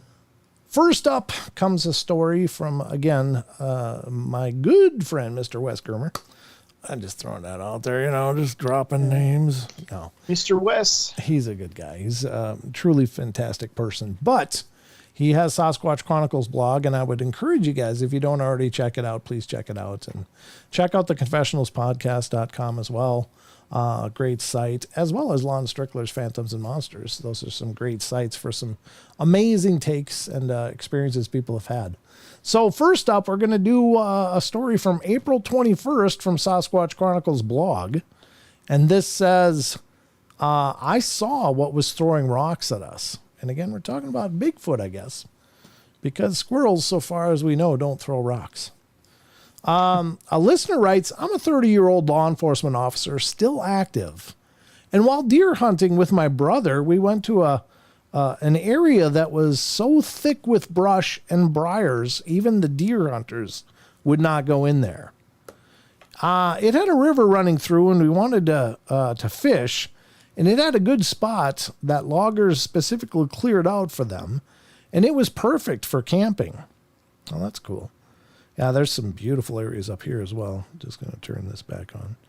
So in case I need to get the message, it had a river running through, and we wanted to fish, and it had a good spot that loggers specifically cleaned out for them, and it was perfect for camping. And I already read that part, but I'm read it again.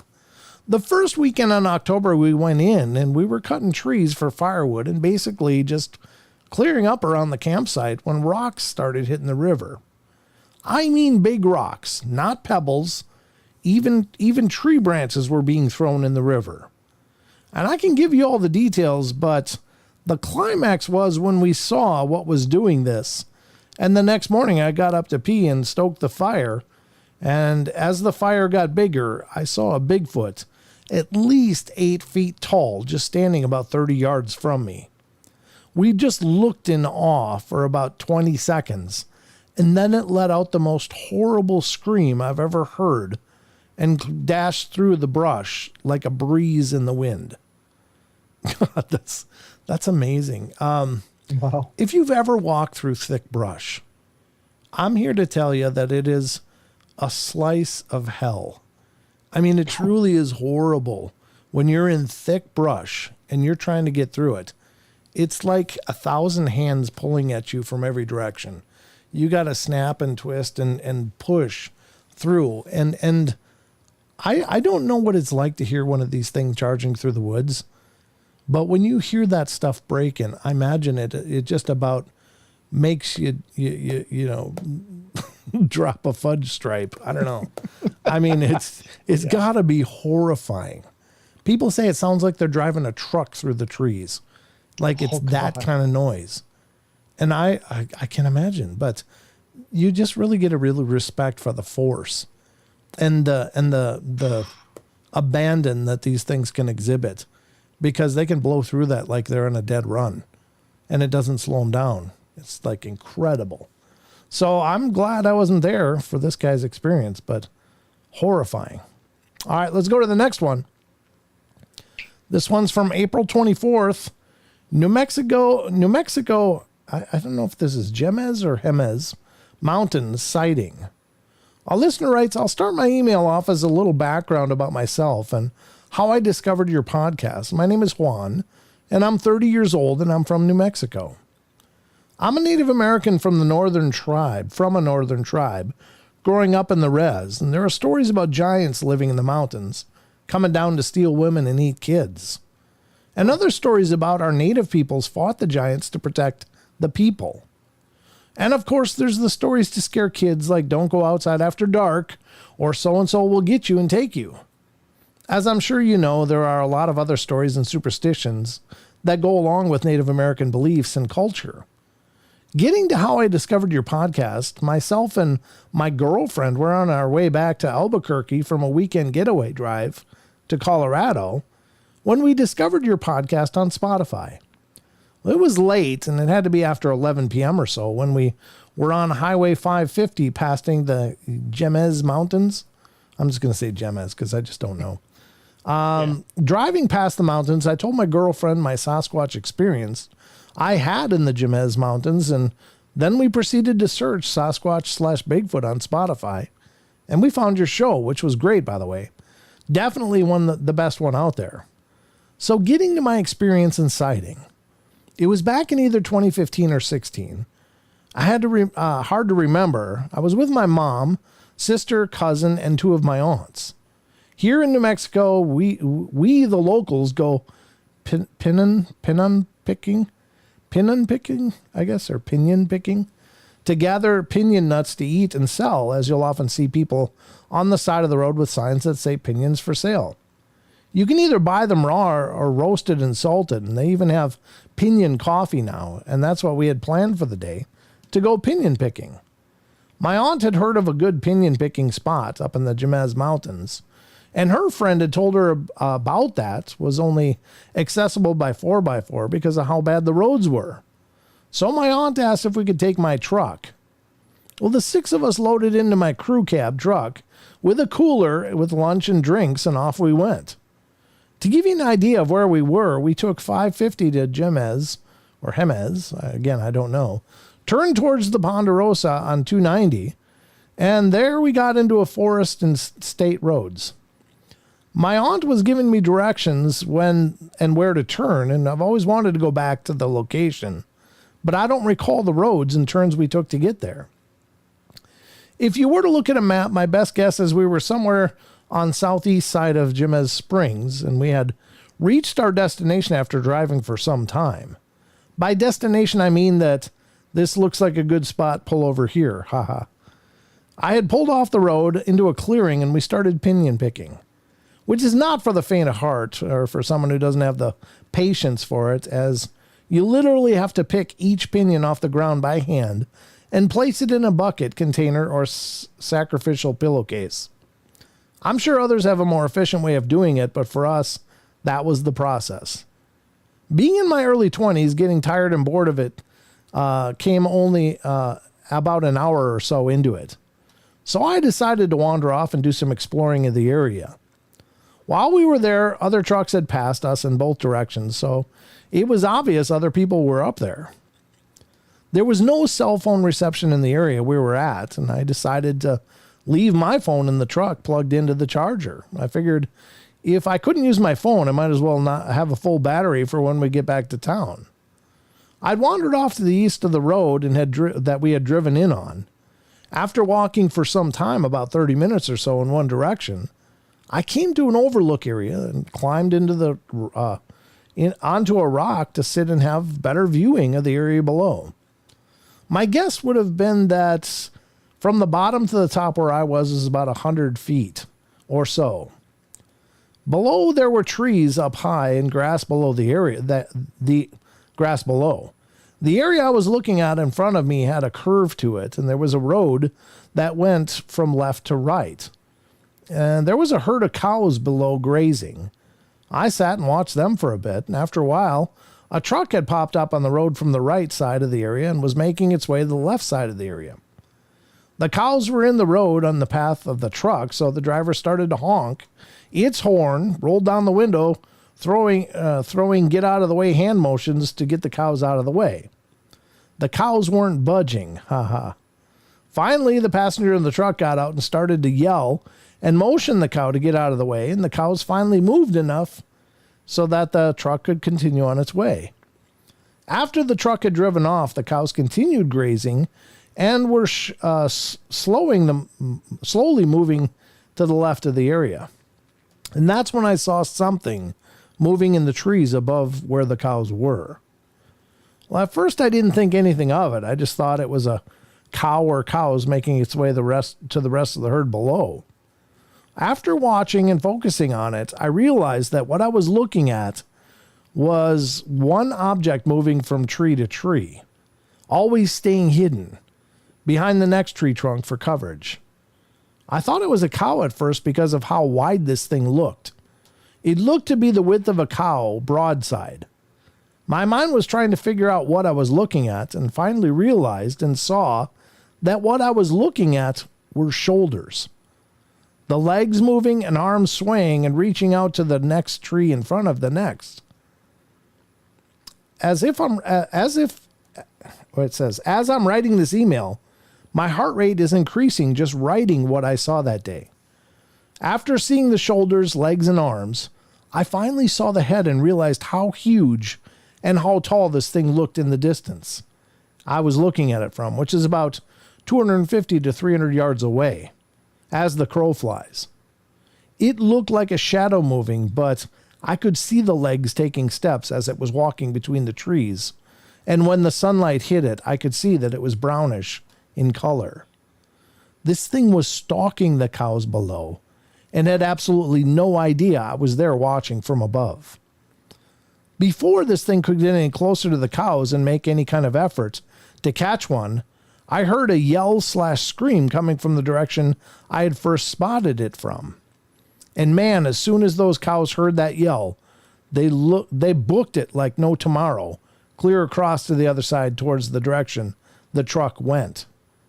After that, my attention went back to the figure I saw moving in the trees. Just as fast as those cows took off, this thing beelined it in the direction of the yell or scream came from. There was no moving from tree to tree or trying to be sneaky. It just took off in a straight line in one direction towards the sound. I was already freaking out from what I was seeing, and after I heard that yell, I was frozen. My heart was racing. I had goosebumps. I didn't know what I just saw and heard. After this thing disappeared out of sight, I made my way back to the truck. I was running for my phone in case this thing came back or another yell happened, to try and capture anything on my phone. I got my phone and made my way back to the spot I was at. I sat there and waited, but nothing happened. To landmark where I was at when this all happened, I took a picture of a unique looking tree. That was where I was at. To this day, I still have the photo of the tree in case I ever find myself back up in that area. When we all got back to the truck to go home, I didn't tell anyone what I had experienced because they would have all thought I was joking or messing with them. Some time had gone by before I told them what had happened that day. We were up there, and I don't remember the occasion of all of us being together. Might have been a holiday, birthday, or cultural gathering when someone brought up a story. Did you hear so-and-so saw or heard a Bigfoot? And that's when I told them about my experience that day in Jemez.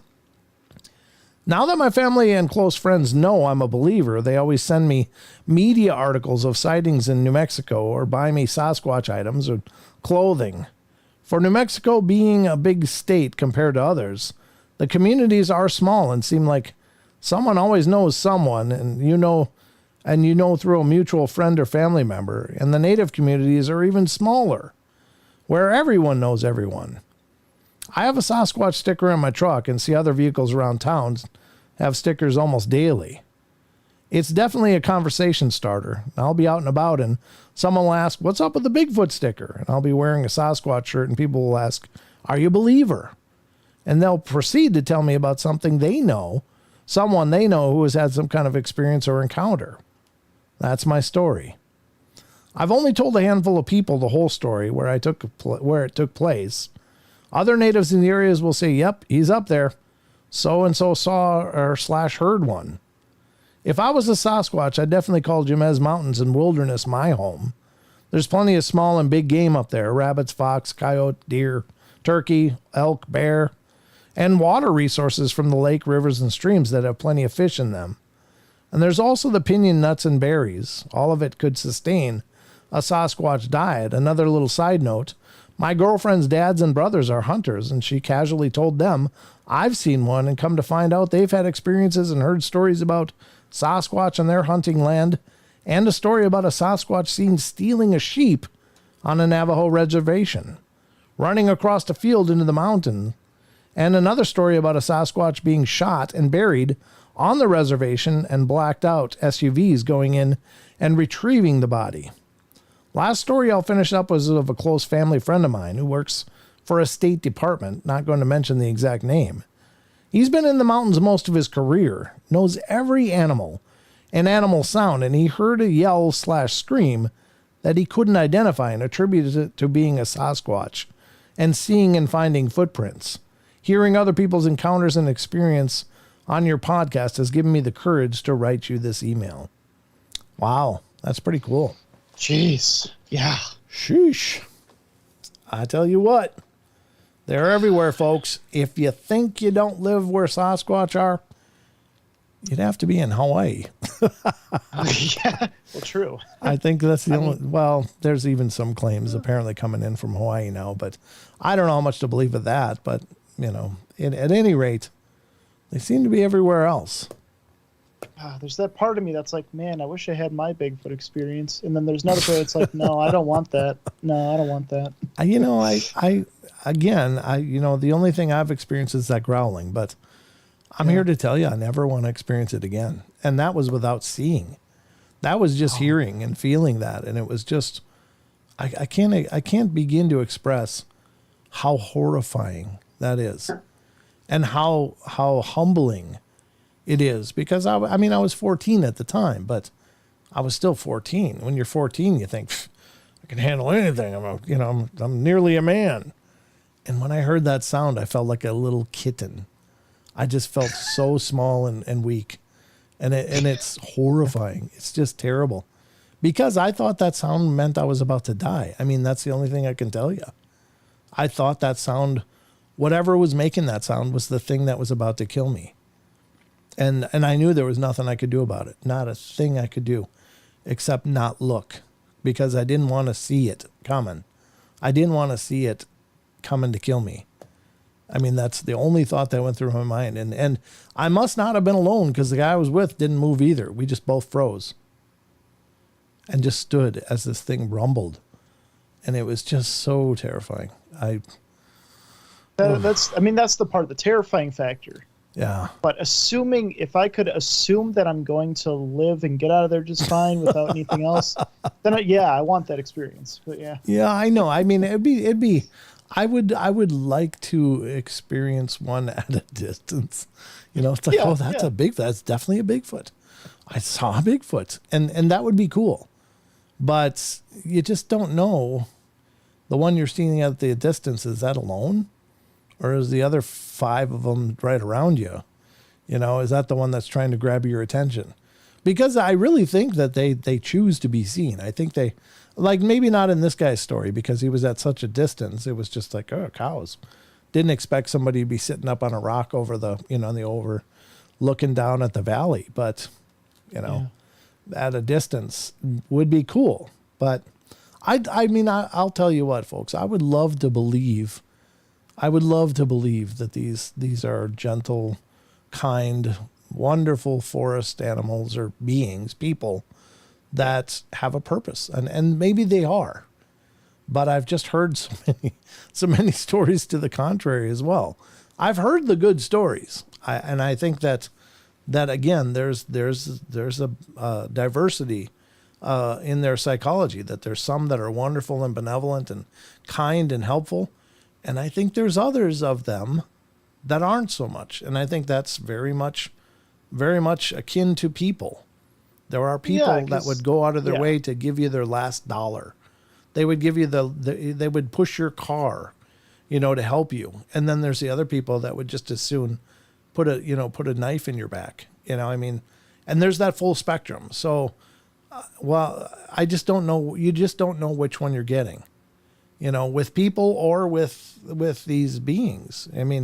Maybe you'll get the good, helpful, benevolent, loving, kind, teddy bear one, but you might be getting the grizzly that's pissed, the really mad Sasquatch that hates people. Maybe it was shot at. Maybe it was shot. Maybe it watched its parents die from someone shooting it or something. It could, there's plenty of things that people could do that could really inspire a lot of anger and hate, in these beings. There's plenty already. Oh, yeah. You know what I mean? So, oh yeah. Which version are you getting? Because if I watch somebody, shoot my mom and I had to watch her die and can't do anything to help her, I would hate that person. I'm just going to be honest. It's like, how could it not inspire anger and rage and frustration and the desire for vengeance and any number of things? So there's lots of things that can paint a darkness on a soul. People that start out good can end up ugly just because of enough horrible things happen to them. They will, people break. Well, imagine these things break too. And they're probably under a much more unique kind of stress than us. And they're not well adapted to our world, I don't think, for the most part. So anyway, interesting thoughts at any rate. And I'm not an expert. I could be entirely wrong. Maybe there's a kind that looks like Sasquatch that isn't Sasquatch, but they're not nice. I don't know, Oh, yeah, like a different, maybe a subspecies. Who knows? Right, exactly. We just don't know. We just don't know a lot about any of this stuff, actually. But that's the journey we're on. We're on the journey of trying to understand and try to make sense of it all. But, Sheldon, anything in closing tonight? Because we're just about at the wire here. Absolutely. So, first off, if you guys want to join the new home base for the Paranormal Portal, that's going to be paranormalportal.net, where you can go in and get your own interview if you wish, staying up to date on the latest podcast and staying up to date on when the next show is going to start. Other than that, we have the Discord channel right here. I'm going to link right in the chat, and you can go there, join all the great discussion we have there, and go and join us for chat.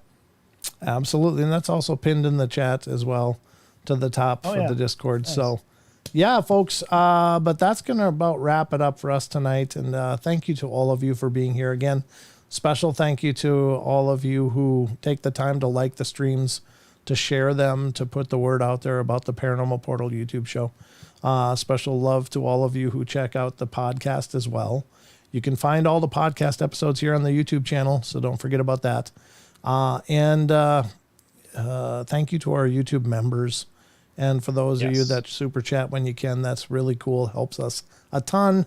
Thank you to those who donate to the Discord or to the PayPal link that's at the top right of your screen on YouTube. And remember, we love you all. Be good, be kind, be nice. Take care of each other. Help each other out. Find the magic in every day. And remember to laugh as much as you can.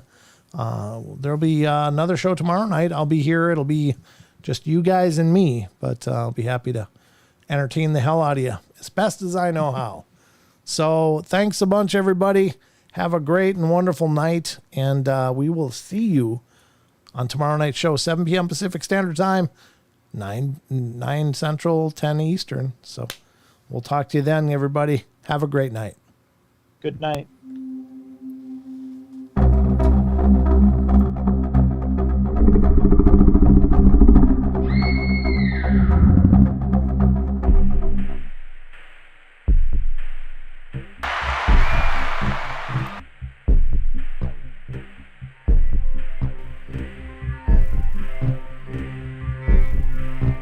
Thank you, John. You're my hero. Happy Mother's Day to all the moms. Thank you, John. Happy birthday. Happy birthday. Mom. Yeah.